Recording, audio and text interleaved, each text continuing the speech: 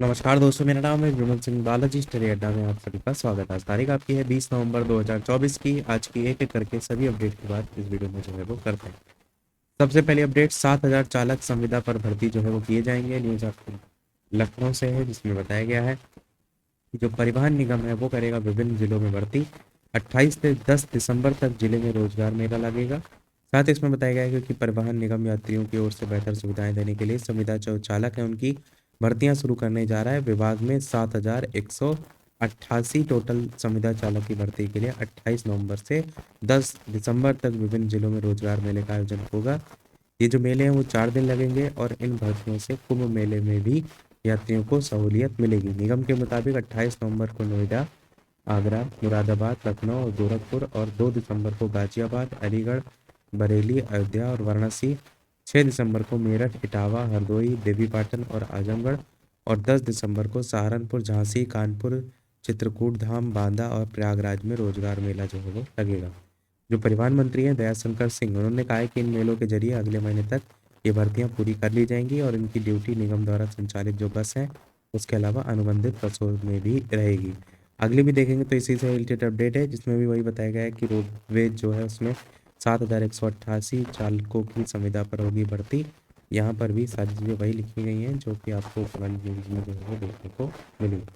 महाकुंभ के मद्देनजर परिवहन बेड़े में 7,000 बसें शामिल होंगी। इसमें चालकों की कमी ना हो इसलिए चालकों की भर्ती जो है वो की जाएगी। अगली अपडेट है 69,000 शिक्षक भर्ती मामले की सुप्रीम कोर्ट में सुनवाई आज। जहां पर बताया गया है कि मामले की बुधवार को सुप्रीम कोर्ट में सुनवाई होगी। इसमें अभ्यर्थियों को उम्मीद है कि उनके मामले में निर्णय होगा और उन्हें जल्द न्याय मिलेगा। पिछली कई तारीखों पर सुनवाई नहीं हो सकी है, इससे प्रभावित अभ्यर्थी निराश हैं। पहली सुनवाई की प्रस्तावित तिथि 19 नवंबर थी, जो अब बदल करके 20 नवंबर की जो है वो हो गई है। 69,000 शिक्षक भर्ती मामले में 13 अगस्त को लखनऊ हाईकोर्ट की डबल बेंच ने नई सूची बनाकर आरक्षण जो नियम थे उनका पालन करते हुए नई सूची जारी करने का निर्देश दिया था और इसे अनारक्षित वर्ग के अभ्यर्थियों द्वारा सुप्रीम कोर्ट में चुनौती भी दी गई है। वहीं आरक्षित वर्ग के अभ्यर्थी सरकार से इसका पालन किए जाने के लिए मांग कर रहे हैं, किंतु इस पर निर्णय नहीं हो सका है और अब इस मामले की सुनवाई माननीय सुप्रीम कोर्ट में चल रही है।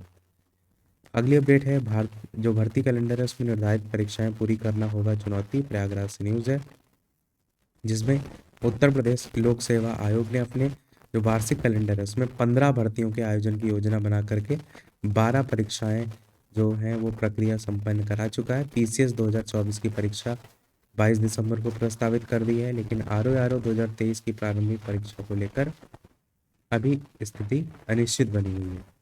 आयोग के सामने सबसे बड़ी चुनौती क्या है? आरओ परीक्षा का आयोजन इसी वर्ष कराना, जिसकी संभावना कम दिख रही है। गाइडलाइन के अकॉर्डिंग इस परीक्षा के लिए निर्धारित केंद्रों की संख्या जुटाना बड़ी चुनौती है।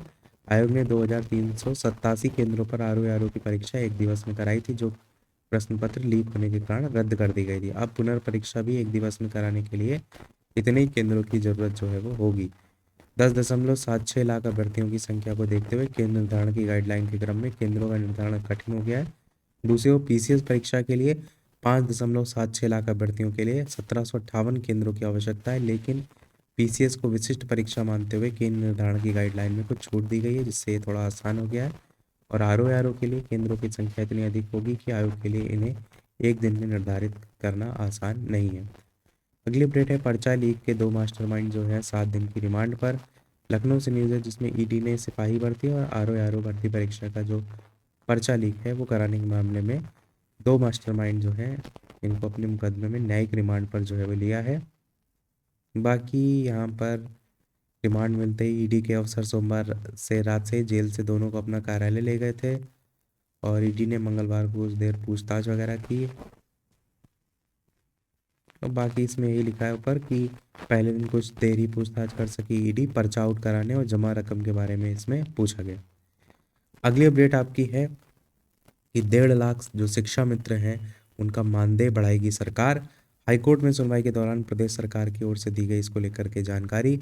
प्रयागराज से न्यूज़ है कि प्रदेश के परिषदीय ये लास्ट न्यूज़ है हमारी, इसके अलावा लाइक वीडियो और शेयर भी करते रहिएगा।